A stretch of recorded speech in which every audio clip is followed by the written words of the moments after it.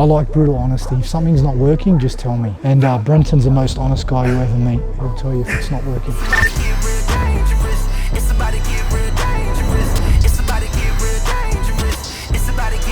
We obviously want to improve the ground contact times, and we just want to make sure that that limb is in the best possible condition and shape before he goes into that fight. Watch out, pop out, black out, wop out, beat him up, knock out.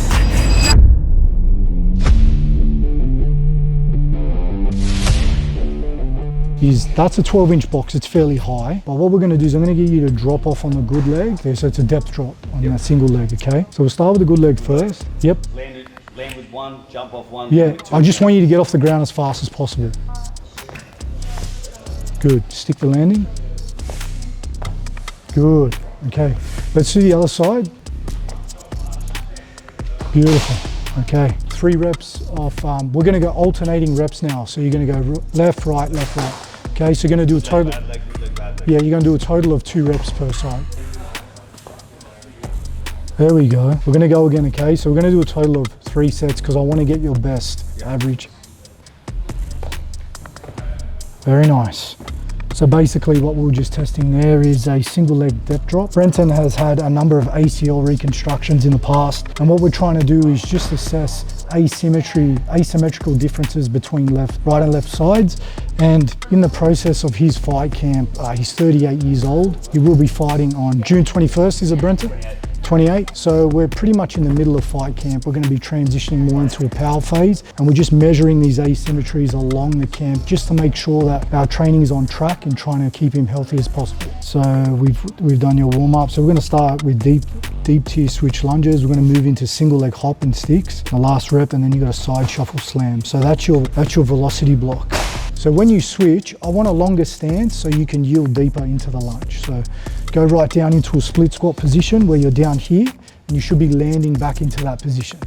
Longer stance. Good, longer stance.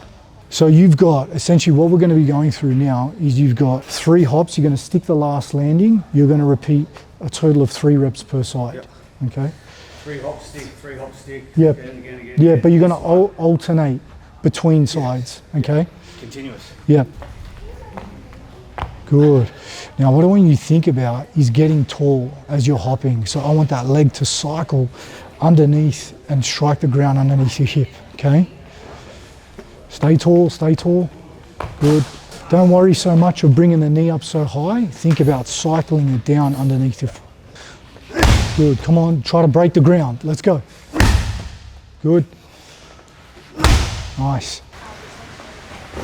Nice, Brenton. Good. So with Brenton, it's quite evident that there is a lack in reactivity and rate of force development between the side that was injured with his ACL. He's had an extensive history with this knee injury to the point where, he's had, how many surgeries you've had now, Brenton? 3 on that one knee. So, where they took, he had a hamstring graft the first time around, and then what was the second one? Something around the perineal for his PCL. Try to stay tall over that, okay? Don't worry about striking out too far. Good. So that's our velocity block where we're focusing more on rate of force development. We're going to be looking at the asymmetrical differences between left and right sides with his ACL. We obviously want to improve the ground contact times, and we just want to make sure that that limb is in the best possible condition and shape before he goes into that fight.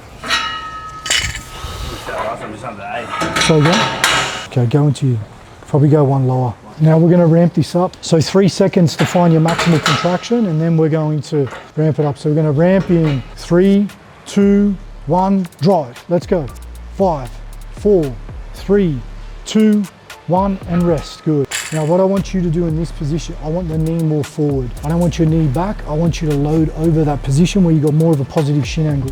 So come here, drive that knee, yeah, just there. Come forward, good. 2, 1, drive. Let's go. 5, 4, 3, 2, 1, and rest. Good. So we're just doing some maximal overcoming isometrics just for that knee and that quad. So we're working on isometric rate of force development here before we move into his primary exercises. 3, 2, 1, go. Let's go.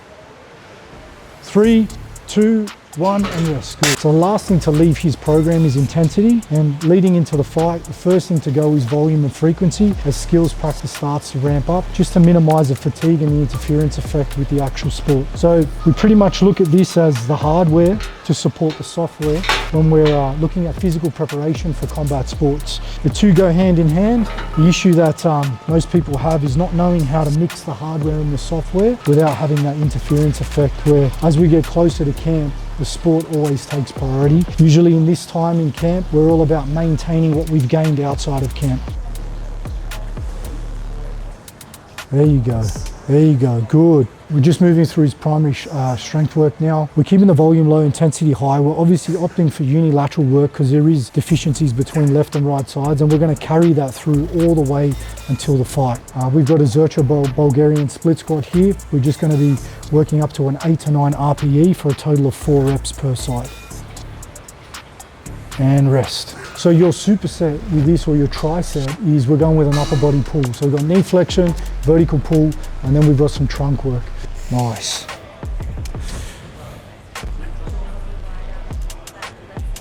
Good. And rest.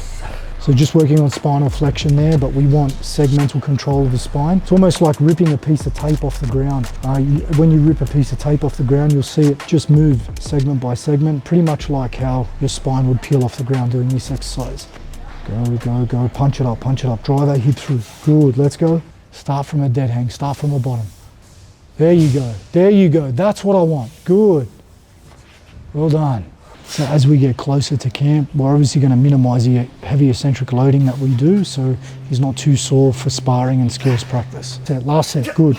Come on, drive it up, let's go. Good, come on, get that range for me. Good. Beautiful work. So what's your current schedule so everyone knows what you're currently doing? S&C, Monday, Friday. Sparring Tuesday, Saturday. ESD, Monday, Wednesday, Friday. Wrestling Tuesday, Thursday. Jiu-Jitsu Wednesday. Pads Monday, Thursday. So over 10 skill sessions a week plus? Over, yeah, more than that. Plus? Three sessions today, 2 tomorrow, 2 Wednesday, 2 Thursday, 2 Friday, 2 Saturday. Yeah, the biggest challenge we're going to have is managing Yes. training load. Yeah. So with any fighter, it's all about managing fatigue during camp, and that's where you space out your S&C sessions. We usually try to stick to a high-low model, but it doesn't always go to plan like that. I've got mine set like that. Yeah, so a high-low model. High-low, yeah. So Monday, then this afternoon I've got just... This is a high day, yeah, so considering. this afternoon I do lactic, which is short, sharp energy stuff. Yeah. It's alactic sprints, so in 10-second bursts, and then pads at 6. But then tomorrow I do wrestling tech on Tuesday mornings, and then sparring Tuesday night. So that's the high again at sparring. Wednesday mornings, jiu-jitsu tech. Yeah. Wednesday night, it's a high again, a little bit higher, not like a medium. Yeah. So yellow zone. Yeah. Thursday morning's red zone, Thursday night's green. Friday morning, strength again. Friday night is energy system and pads. Then Saturdays are red in the morning, and then recovery on Saturday afternoon. So when we go through this landmine RDL, I want weight on the inside of the foot. I want a positive shin angle so you can get into your midfoot. So when you go down, good. Go down there, stay there. Good. Now you just less knee bend. Think about getting long through your spine and kicking your back leg up higher. That's where I want you to be. Now feel the weight on the inside of the foot. Go, go, go, go, go.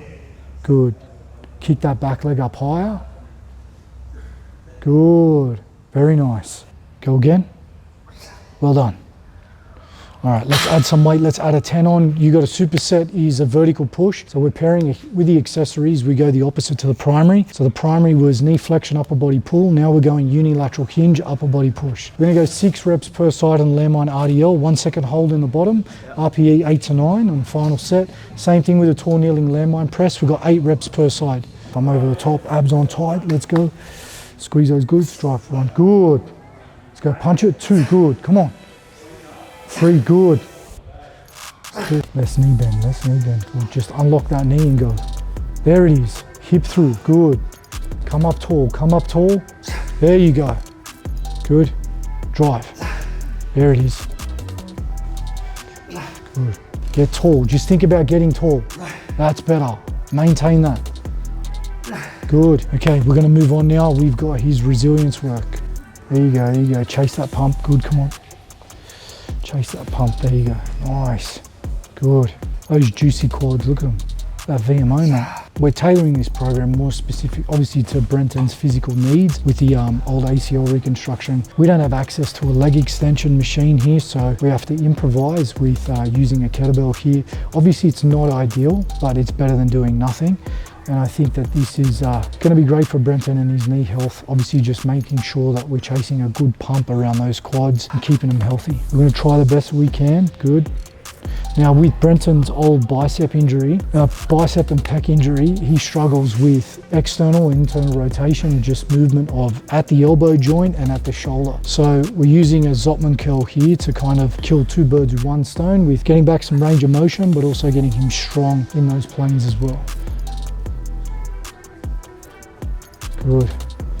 Okay, so we're going to go supine neck bridges on the bench. I want you to come up, bridge your hips. Good. Now tuck that chin and just hold. Now I want you to grab a dumbbell. Now what we're going to do is you're going to press that dumbbell up. Okay, so from here you're going to bring it down and you're going to punch up. Punch. Good. Good. Nice. So the neck is one of the many key resilience sites that's going to get constantly pulled and tugged on in wrestling scrambles. We just want to make sure that he's got a strong, resilient, robust neck to get through camp as well. You know me better than that. You know you'll get honesty every fucking time. I'm not gonna fucking buddy your bread for you. So if you're not feeling better, you'd let me know. I fucking know, but I'm fucking sore than I was before, but I know, like last time I messaged you, I said, oh fuck, I'm sore, but it's a good sore. My back wasn't sore from my spondy, my muscles, my glutes, my hammies, my hip, that was tight from... How did you feel sparring though? That's fine. Felt good? I've got to find someone to spar me first. In terms of just movement and wrestling, yeah. you felt good? Well, I mean, yes, these are my wrestling, I feel really good. Jiu-jitsu, like I'm back doing proper MMA jiu-jitsu now. Before my back was giving heaps of grief. Yeah. Now I do our movement prep, that low stim movement prep warm up before every session. I feel sweet. All right, awesome. Because I don't know that, that's fucking marketing 101, bro. I like brutal honesty. If something's not working, just tell me. And the best way to know if you're getting transferred to the sport is just talk to your athletes and ask them the question, how are you feeling? And Brenton's the most honest guy you ever meet. He'll tell you if it's not working.